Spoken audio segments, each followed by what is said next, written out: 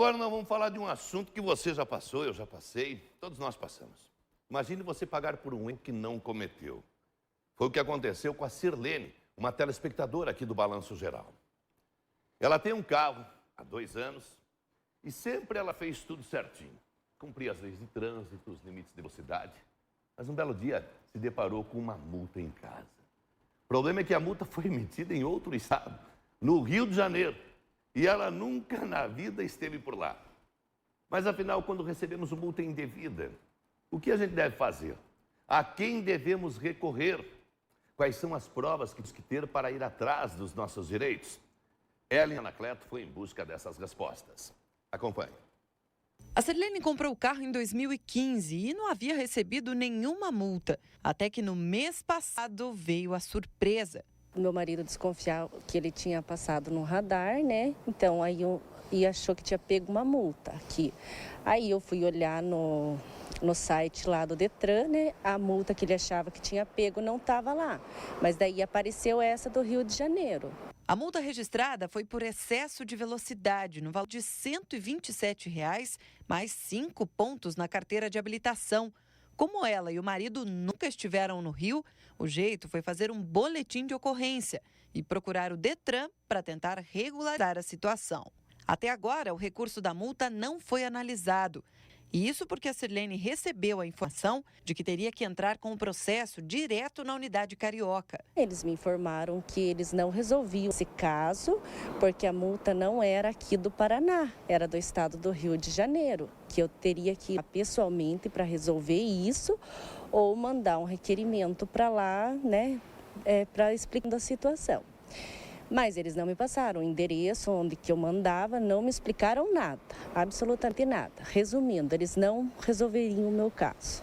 De janeiro a março deste ano, mais de 4.600 recursos de multa foram protocolados junto ao Detran Paraná. Desses, só 25% conseguiram chegar à fase de defesa. Depois do julgamento em 3 instâncias, apenas 2% dos motoristas conseguiram ter a multa revertida. O diretor do Detran explica que o motivo para esse percentual tão baixo é a fragilidade das versões dadas pelos motoristas. Os nossos avaliadores, tanto no Detran, quanto nas juntas, quanto no Conselho Estadual de Trânsito, verificam exatamente isso, se há alguma consistência na defesa, se de fato o cidadão não estava naquele local e pode caracterizar uma placa clonada, se houve um equívoco no preenchimento do auto de infração, tudo isso é analisado, mas os equívocos têm sido cometidos, cada vez, com menor intensidade. Quem quer recorrer de uma multa precisa passar primeiro pela avaliação prévia do recurso, fase de defesa da autuação. Caso o pedido seja deferido, o processo então segue para a Junta Administrativa de Recursos de Infrações, a JARI. Nessas 2 fases, o motorista precisa respeitar um prazo para anexar documentos que comprovem que ele não cometeu a infração. A última instância é o CETRAN, Conselho Estadual de Trânsito, que tem a decisão final sobre o recurso. O diretor explica que casos como o de Sirlene, em que o motorista não estava na cidade em que foi cometida a infração, podem sinalizar a clonagem da placa.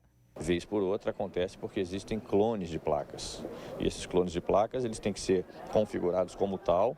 Nós devemos caracterizar que houve a clonagem e aí nós alteramos a placa do cidadão e cancelamos aquelas infrações por uma questão de justiça. Enquanto espera o desfecho da multa que não cometeu, Sirlene conta os minutos para poder voltar a rodar tranquila. Não é tanto o valor da multa que me assusta, né?